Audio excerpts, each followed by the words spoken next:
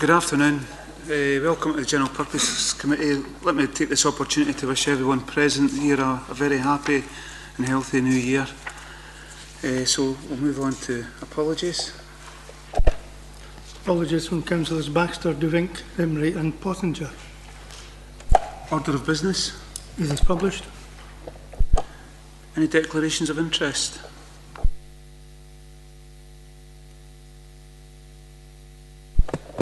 Thanks, Chair. I just wanted to check, one of the people that are mentioned in one of the applications I knew as a child. So I just wondered if that's something that should be declared. When I say child, I mean primary school age. It's really one for your own judgment call, Councillor. It's whether it would affect your decision making, or whether members of the public would think it would affect your decision making as well as the full test. If it doesn't, then you're entitled to sit in. Okay, in that case, I think that's fine. The minutes of the meeting are listed on pages 3 to 9. Could I have a mover and a seconder, please?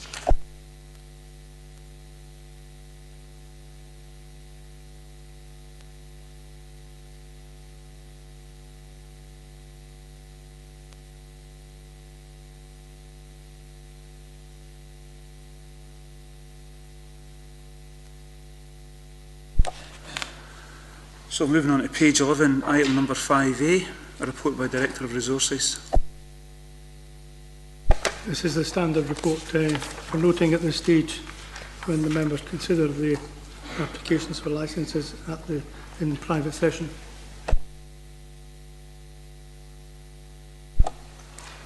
Committee happy to note? Yep. So we'll move on to item number 5A2, a report by Director of Resources. Similarly, another report regarding the consideration of requests for suspension of licences for noting at this stage.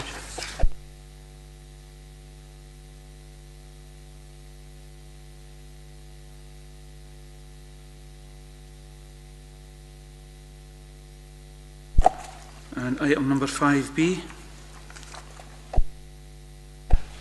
Item 5B is the report back about the review of the fare tariff. At the last meeting, the members agreed fare tariff, but wanted the matter to be submitted for public consultation again, and that has been done, and the results are shown in the paper. There have been some developments since. One timeless reply was received from one taxi licence holder who doesn't want or doesn't support the proposal. One late representation was received. Another licence holder advised that the initial letter was not received by him, and we received a reply this morning on that one. And 3 letters were received in support of the status quo from licence holders, but they are more concerned about the way in which the association has dealt with the matter. Copies of these letters can be tabled if the members so wish. There's the question there of whether or not the members wish to take into account the late representation that I've mentioned. And I don't know whether members want to, at this stage, decide whether or not they want to do that. But the nub is that we had 26 responses, 7 licence holders don't support the proposal, and quite a number of responses are still outstanding, some are in the region of about 20. So we're asking the members to consider the results of the consultation exercise, and if so agreed, implement the revised fare tariff with effect from the 5th of February.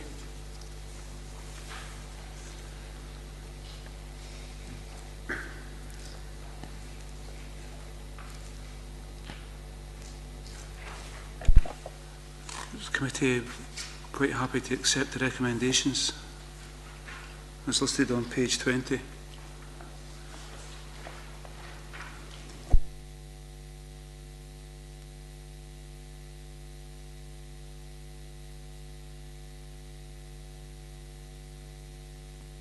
Thanks, Chairman. I think we should just go ahead with the rises that have been asked for by the Taxi Association.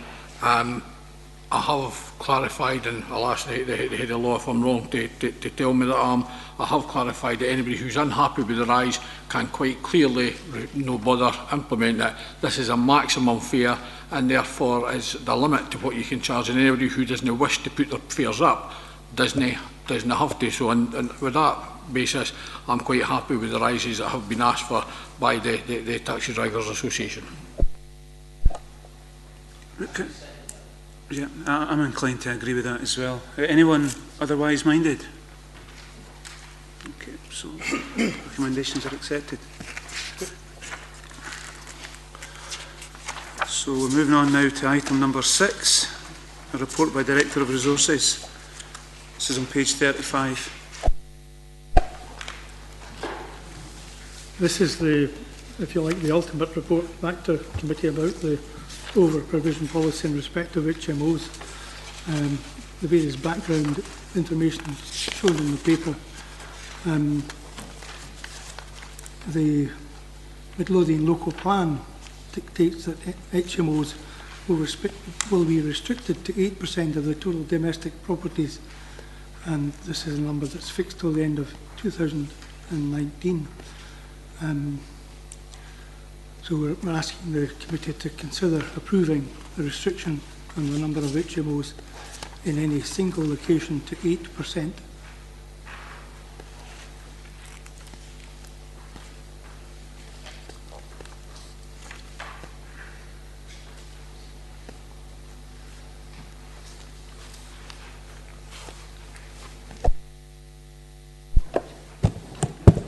I would just like to ask on the 2.6, the statistics, says that Pentland House, which has been upgraded with a view to becoming an HMO operated and run by the council, which will have 49 bed spaces, which is more than the 8% of the data zone population.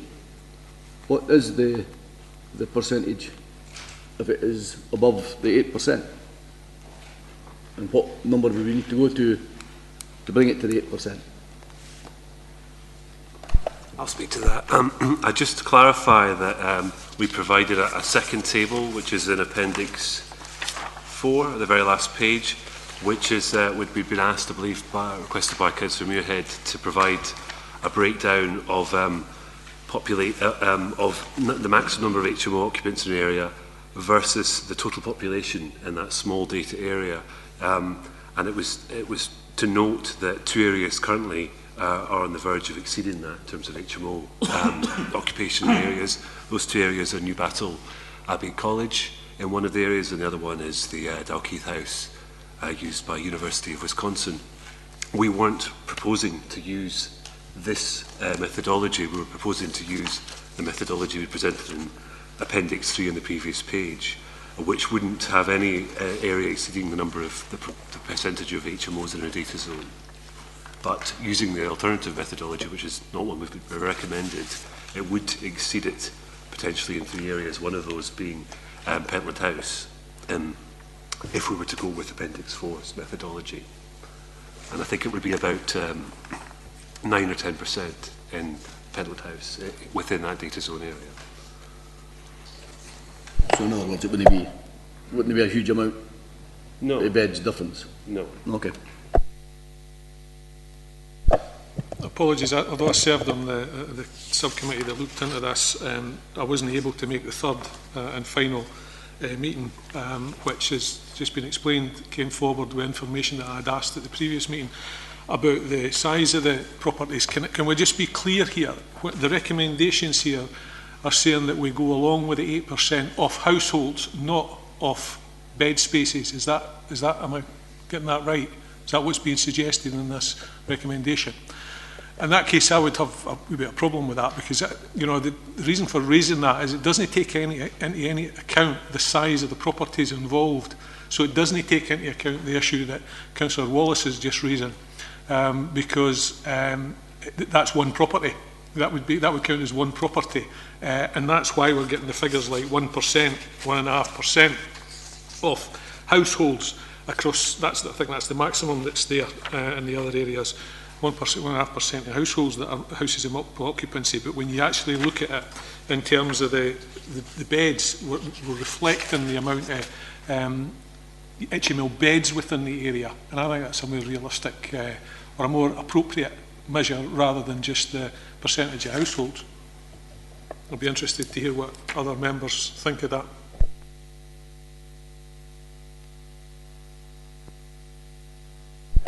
Yes, I'd have a lot of sympathy with that, I mean, the number of beds. But on the other hand, when you've got something like the Dalkeith Palace, you know, that's not going to impact on the community, and that does skew the figures.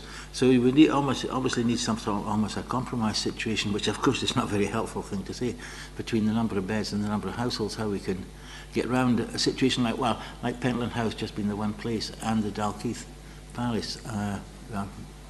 Sorry, it's not a very helpful contribution, but some bit in between. But I understand there was an issue, wasn't there, one of our communities where there were too many actual houses going up for HMOs.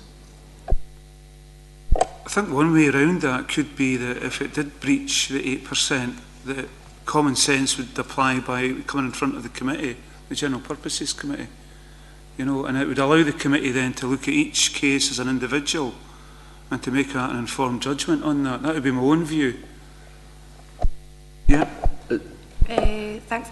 I was just going to ask, it's my understanding that both the new battle site and the Dalkeith Palace site are an education, essentially education accommodation, and so therefore should there perhaps not be a list of exemptions such like education provision?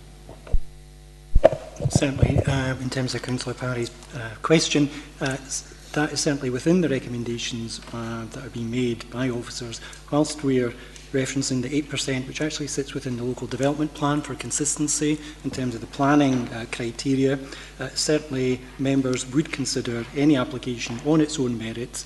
It's simply to determine over-provisioning in terms of the judgment and the interests of the community, as well as this formula. It's been quite difficult in terms of giving a simple numerical formula for the threshold, and that's why this options paper has been brought forward today from the work that the subgroup has done over a period of time. We've looked at a number of options and also looked at the Scottish Government guidance and the policy adopted by other areas, and it hasn't been possible to bring forward a cast iron formula for members' consideration. So we've reverted to the number of properties within the area and the density of that, also with the proviso that each application can be considered in its own merits by members in due course. So obviously something like an educational establishment could be considered exceptional because it wouldn't impact on immediate neighbours within that vicinity.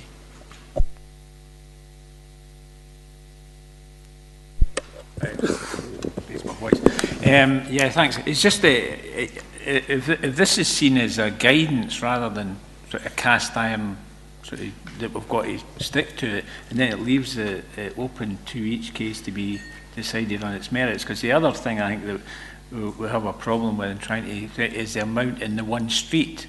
You know, if the 8% were all congregated in the one area, and that's the one that's given us a few problems in the past. I don't know if this one would deal with that or not. It talks about a percentage within a data zone, and surely we could, you know, the data zones aren't necessarily got to be permanently defined. So you could take a data zone as being, for example, Gorebridge Main Street, Underfield Road. You know, there's a lot in that area.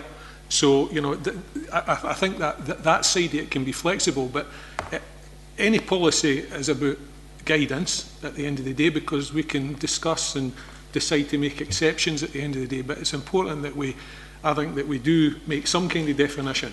And to me, the 8% of bed space would be the right thing to do, and I take on board what's said. You know, we could have something in there that excluded education establishments, and to me that would resolve the situation. But I think it's wrong to revert back to what's in the local plan in terms of it being percentage of houses within any particular data zone. I think that's the wrong way to do it, because it doesn't take into account some of these sizable ones like we have in my ward and in Pennycook and potentially and maybe up at Midfield, for instance. So I think we need to reflect that element of it. Councillor Wallace. My understanding of the Pentland House situation, of course, is that it wouldn't be just single people that's going in there. My understanding it'll be couples and families as well. Is that correct? Certainly the provision that we're proposing would cover that range of family arrangements that Councillor Wallace is referencing. But I wouldn't want to explore that further because that application's coming before this committee in February. So I wouldn't want to go into any greater detail than that. But it would not be for purely single-person households, that's correct.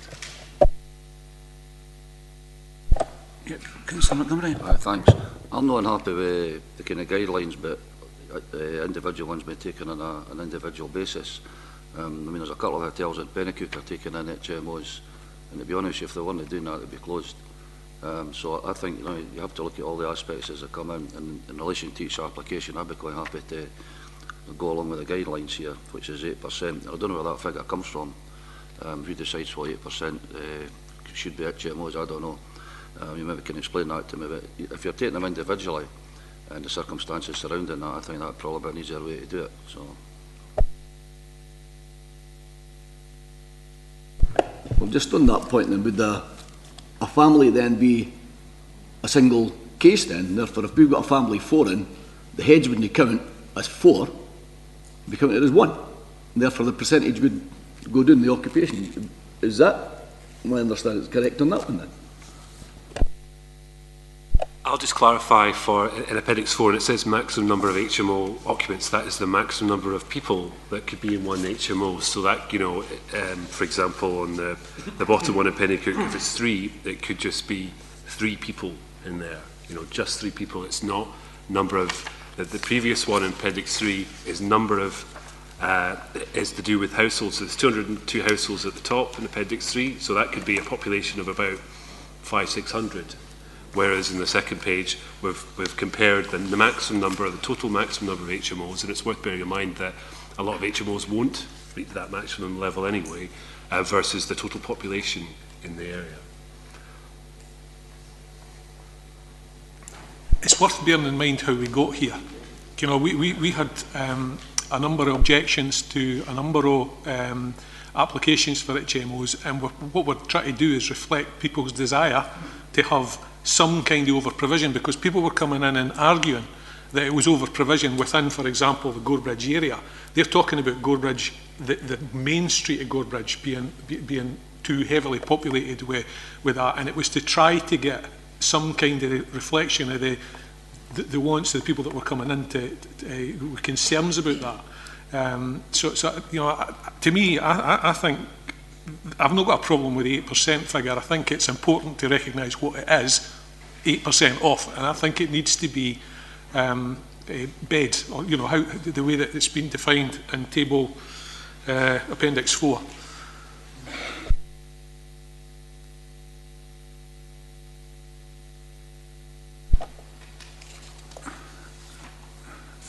Do we have a difference of opinion here amongst the committee about how to proceed here? Or does everyone basically agree with that proposal by Councillor Muirhead? Hi. I think we have to be really careful, and we have to consider, we have that 8% guideline or whatever it is, but then take into consideration of the individual HMO, because they don't always accommodate the same kind of people. Some are very transient population, and some will be a fairly stable population. So it might, maybe we can't reflect everything. So I think more flexibility is better than not. Chair, don't get me wrong, most of the people that are going into HMOs are decent folk. It's just that where you've got a concentration, there can be issues, and there's a perception there, and it's just trying to reflect that. If we go for that 8%, we've currently only got one area, and we've had an explanation about that area that's currently over the 8%, and it's because of educational establishments in which we are saying would be exempt from it. So we're no anywhere near that, but it gives people guidance about, that there is, or comfort that there is a limit on that. And so I think I'd like to propose that we go down the road of the 8% off bed spaces compared to the population, and that we exempt education establishments from that. At the end of the day, this is policy, it's guidance, but at the end of the day, we'll make a decision in here about the applications. Could I have a seconder for Councillor Muirhead's proposal? Councillor Constable. Yeah, so I think it is, and it will retain the flexibility to it, but it's important to get the guideline down, because if you have too many HMOs, as the well, we see that situation occurring in Edinburgh, where many flats are in Marchmont, in that area, they have a very high percentage of them, and that does cause trouble. And so I think having the 8% off the beds, with the ability of us to vary it slightly. Anyone otherwise minded? Okay. Thank you. So move on to item number 7, a report by Director of Resources. This is a report about the links in Europe, basically to keep members up to speed with recent developments.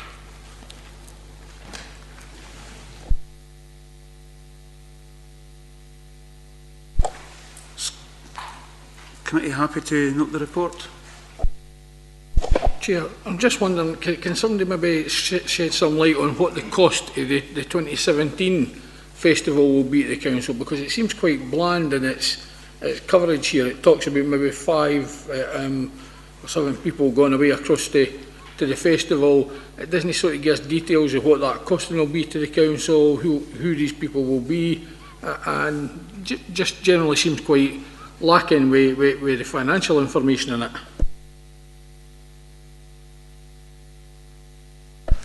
Well, these issues have not yet been addressed. I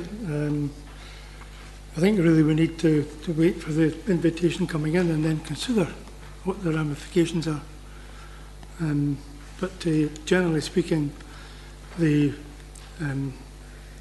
people who participate to travel by air to Düsseldorf Ruiz, and really that's the only cost that's involved.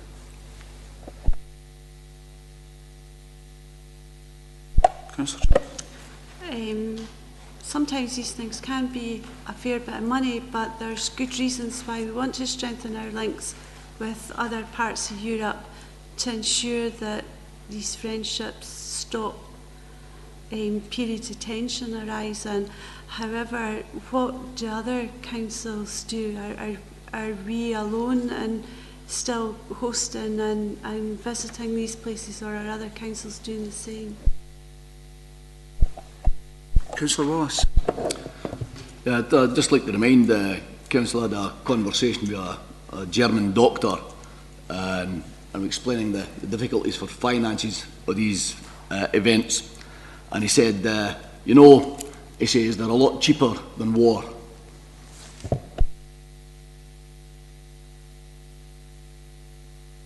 The question from Councillor Johnson was whether other local authorities actively get involved in links. I'm sure they do, but I don't have exact information to hand.